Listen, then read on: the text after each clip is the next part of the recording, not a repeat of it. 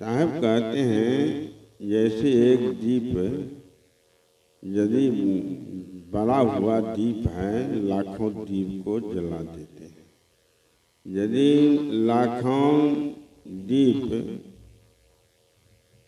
बुझा हुआ एक दीप को भी नहीं जला सकता है। जैसे हमारे अभी प्रिय अखंड स्वरूप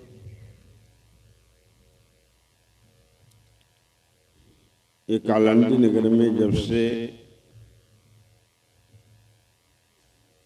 इस सेवा के लिए दिया गया, इस नगर वासियों के सेवा के लिए आपके ही दरवाजे से, जैसे अभी आप लोग सुने ब्रह्मचारी ने आपको कहा कि धन के लिए भी जरूरी है मनुष्य को।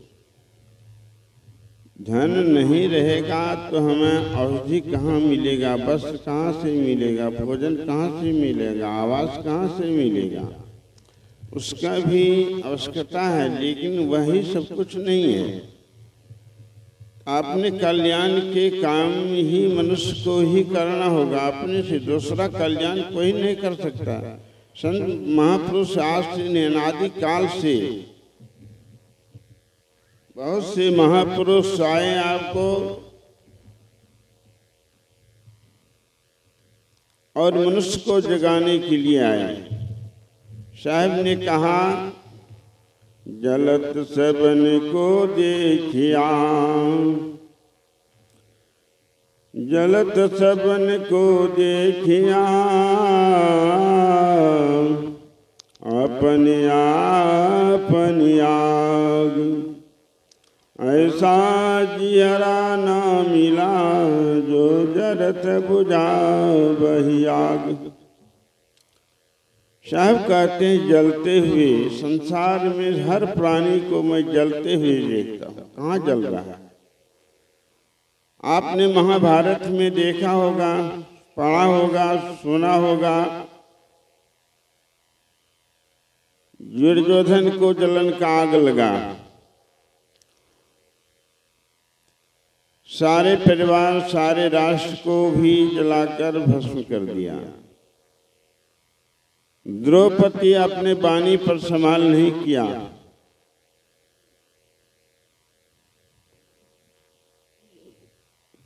इसलिए वाणी का संभाल करना मनुष्यों को परम कर्तव्य है। वाणी पर संभाल नहीं होने का कारण हमें भाई भाई में जलन होते हैं, गोतनी गोतनी में जलन होते हैं, ननद भौजाई में जलन होते हैं, मित्र में जलन होते हैं, धन के लिए जलन होते हैं, और बाहर से आग नहीं। साहब का जलन सबन को देखे अपनी अपनी आग। सबके अंदर में आग लगा है, काम का, क्रोध का, मोह का, लोभ का, अहंकार का, ईर्ष्या का, देश का, ये सब आग में जल रहा है प्राणी। भाई भाई से बात करना नहीं चाहते, पिता पुत्र से बात करना नहीं चाहते, पिता पुत्र में टकरार है, पड़ोसियों में टकरार है, शांति कहाँ मिलेंगी? इसलिए जलन को यदि बुझाना चाहते हो, वह बाहर का आग नहीं, बाहर से, जैसे अभी आपका बगल में कल ही गाड़ी से आग लगी। क्यों लगी?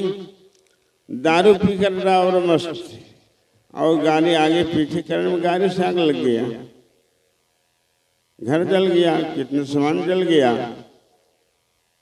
कि मनुष्य को विचार करना चाहिए हम कैसा खाना चाहिए, क्या खाना चाहिए, क्या पीना चाहिए।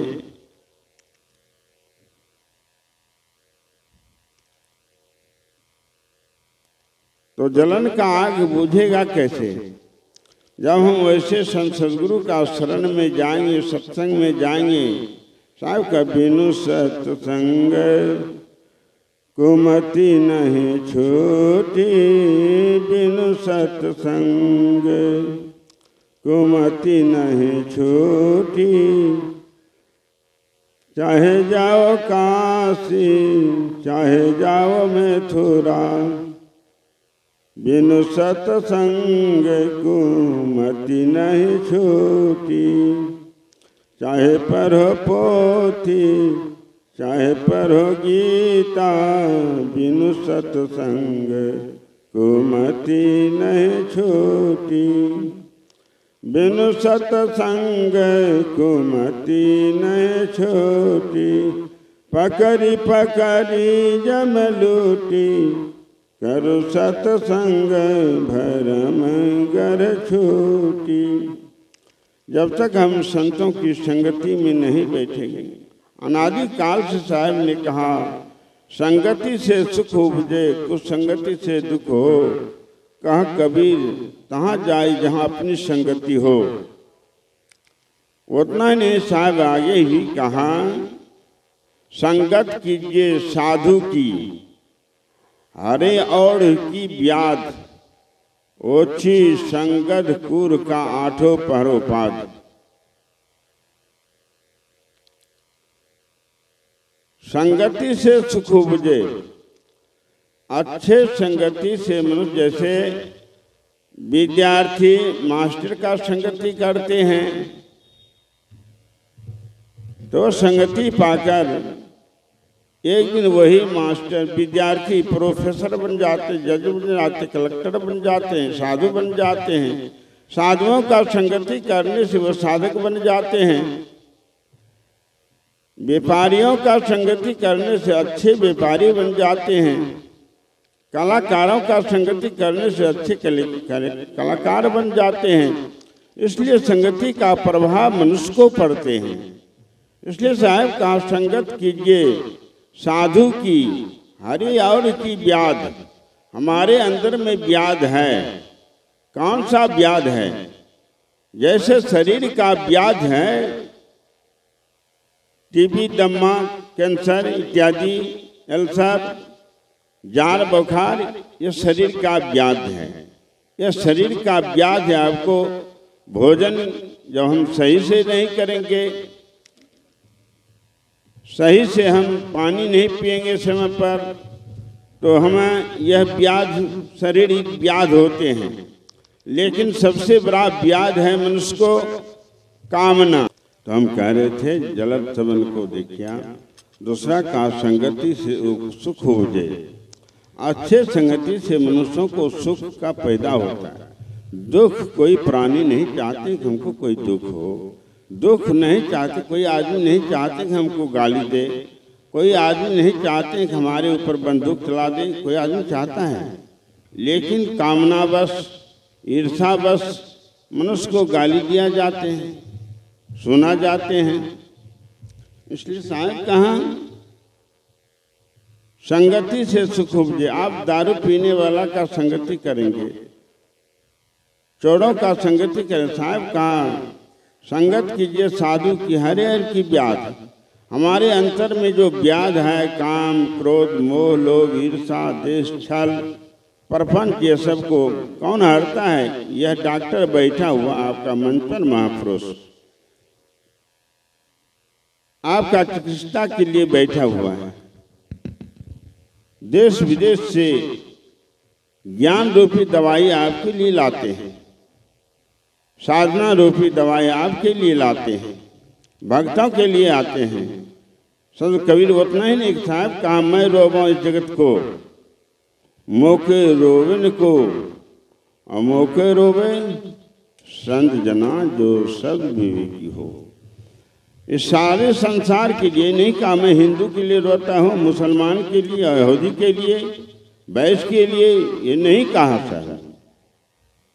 साहब का मैं रोवां जगत को, जगत के प्राणी के लिए मैं रोता हूँ।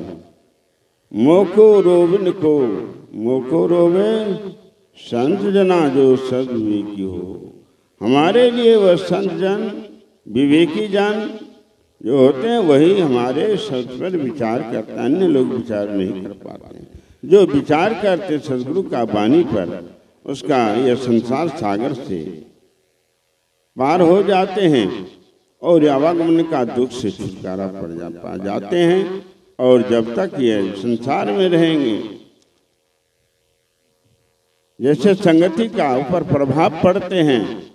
साहब कहा ओछी संगत खूड़ का 8 परोपात। 4 पहर का दिन होता है, 4 पहर का रात। ये 8 पहर दिन रात में 8 पहर होते हैं। साहब कहते हैं 8 परोपात। यदि आप दारू पीने वाला का संगति करेंगे, चोरों का संगति करेंगे, लवारों का संगति करेंगे तो कभी शांति से जीवन जी नहीं पाएंगे। इसलिए संगति पर प्रभाव पड़ते हैं। मैं वाणी में विराम देना चाहता हूँ और आगे आप लोग सुने, क्योंकि एक तो गर्मी का समय, धूप का भी समय है और दिन भर लोग अभी जो आप लोग सुने कि मकई का भजन कर रहे हैं, गेहूं का भजन कर रहे हैं, सब लोग फसल का, उसका भी जरूरी है। उतना भी पर्यटन किया तब तो इतना बड़ा मंच लगा हुआ है आपको सेवा के लिए। वही गेहूं चावल, वही मकई से, क्योंकि रुपया खाया नहीं जाते हैं। दर्भ खरबों का दर्भ है, लेकिन खाया जाएगा अन्न। अन्न से ही आपका, पानी से ही व्यवस्था आपका शरीर चलेगा, इसलिए उसका भी जरूरी है। मैं इतना ही आपका भी सेवा किए। अब आगे